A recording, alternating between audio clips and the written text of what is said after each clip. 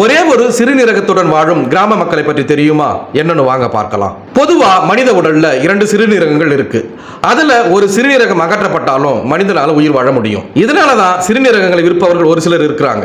இருந்தாலும் சிறுநீரகங்கள் விஷயத்துல நேபாளத்துல உள்ள ஒரு சிறிய கிராமம் உலகையே அதிர்ச்சிக்குள்ளாக்கி இருக்கு. வறுமை மற்றும் ஆழ்கடத்தலுக்கு மத்தியில உள்ள அந்த கிராமம் பல்வேறு அதிர்ச்சியூட்டும் தகவலை மறைச்சு வச்சிருக்கு.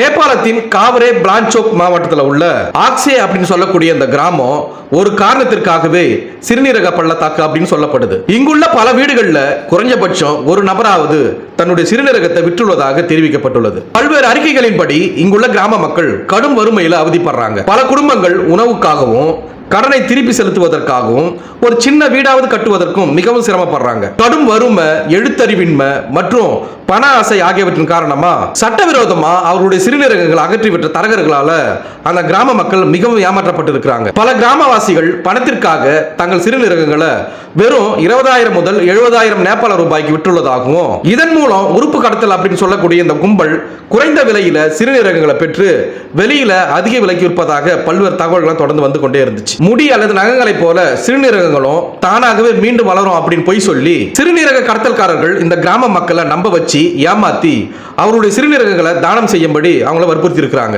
மருத்துவ அறிவு, கல்வி அறிவு இது எதுவுமே இல்லாதால இந்த கடத்தல்காரர்கள் சொன்னதை நம்பி அந்த கிராம மக்கள் மிகவும் ஏமாந்து போயிருக்கிறாங்க. அதே போல 2015 நேபாளத்தில் ஏற்பட்ட நிலநடுக்கம் அங்கிருந்த பல்வேறு குடும்பங்களை பொருளாதார நெருக்கடியில தள்ளி இருக்கு. பல கிராமவாசிகள் ஏற்கனவே சிறுநீரகங்களை விட்டு சம்பாதித்த பணத்துல வீடுகளை கட்டி வச்சிருந்தாங்க. ஆனா நிலநடுக்கத்தால அனைத்தும் அழிந்து விட்டன. வீடுகளை கட்டுவதற்காக தங்கள் சிறுநீரகங்களை விற்ற மக்கள் தங்கள் வாழ்க்கையை மீண்டும் கட்டி எழுப்ப இன்னும் போராடி கொண்டு வராங்க. மேலும் இதே போன்று உலகில் நடக்கக்கூடிய பல்வேறு சுவாரஸ்யமான தகவல்களை, புது புது செய்திகளை உடனுக்குடன் தெரிந்து கொள்ள எங்களுடைய தமிழ் கலைஞம் சேனலை பின்தொடருங்க.